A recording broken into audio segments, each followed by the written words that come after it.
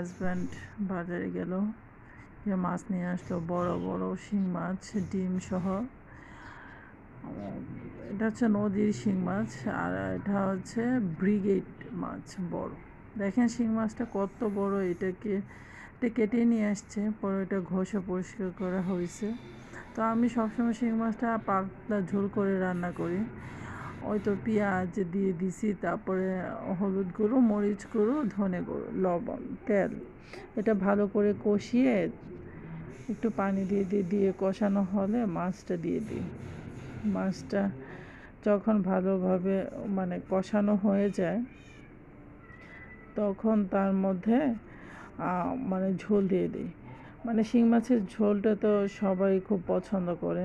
আর এই মাছের ডিমটা আমি আবার সরিয়ে রেখেছিলাম, ওই যে অল্প ঝোল করে ঝোল দিয়ে দিছি। ঝোল দেওয়ার পরে এটা নামিয়ে পরিবেশন